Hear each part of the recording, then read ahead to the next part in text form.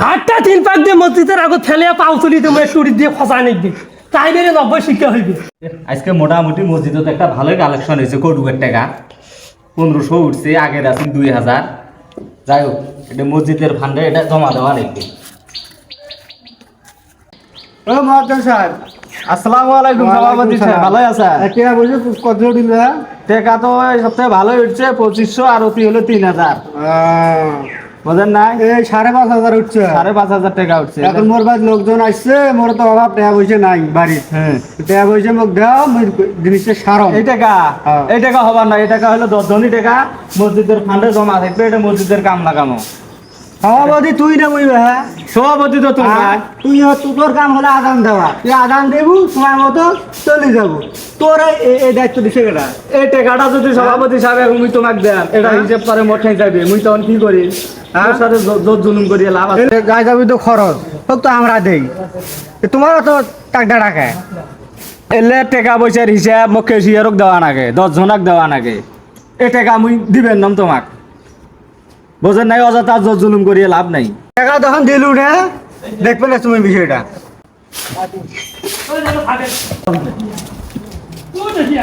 মহাদিন সাহেব আসসালামু আলাইকুম কেশিয়ার সাহেব। কি হইছে বে? কটুকের টাকা আছে না, মাসকি টাকা উঠছে 5,500 টাকা। হ্যাঁ এখন এই টাকাটা সভাপতি সাহেব আমার কাছে চায়। কে তার বাড়িত বলে আত্মীয় হচ্ছে, তাই টাকাটা নিয়ে যা সারিয়ে পরে আমাকে দেবে। এই টাকার হিসাব পরে তোমাকে দেওয়া নাকি নাই, মুই কই থাকি দেন। দেওয়া তো নাই। এখন এটা চাষিল মুই দেম নাই। মুই মসজিদের কেসিয়ার, সব হিসাব মোরে কাছে থাকে, টাকা পয়সা মোরে কাছে থাকে। টাকা তো মুখে দিবেন, মুখ দাও মোরা না তাক দাও আছে। মুই এলা যেদিন নাকবে টাকা মসজিদত সেদিন এলা মুই দেব।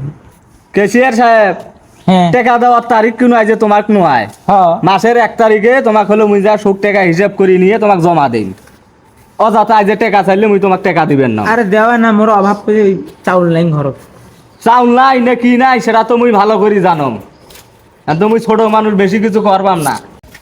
হ্যাঁ মাদার সাহেব কি হয়েছে? আসসালামু আলাইকুম। ওয়ালাইকুম আসসালাম। আর ওই যে কটুকের টাকা, মাসকি টাকা, এলে সব জ্বরে যাচ্ছে টাকা হয়েছে 5,500। 5,500 হয়েছে। আর সভাপতি সাহেব তাইও কয় মুখ টাকা দে, মোর বাড়ির মানুষ এসে খরচ করি। হ্যাঁ। কেশিয়ার সাহেব আছে তাইও আসি কয় মুখ টাকা দে।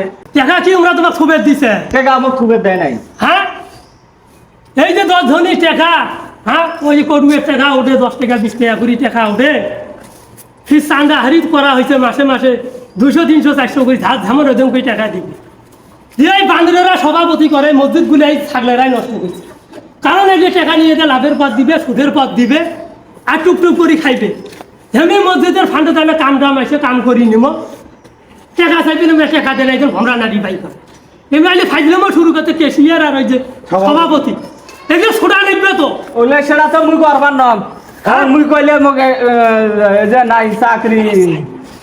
হ্যাঁ তোমরা কেশিয়ারের স্যাট হচ্ছে সভাপতি টাকা হামা কাছি করবো, আমরা 10 জন নয়। মহাজন সাহেব, সময় হলে বুঝবো। আয় সামনের সকাল ভাই আস্তে আস্তে চাকরি দেখবেন নাই। চাকরি হ্যাঁ তুই দিছিস, আমরাই দিছি। হ্যাঁ আমরা 10 জনে যখন বাদ দেবো তখন বাদ হয়েছে।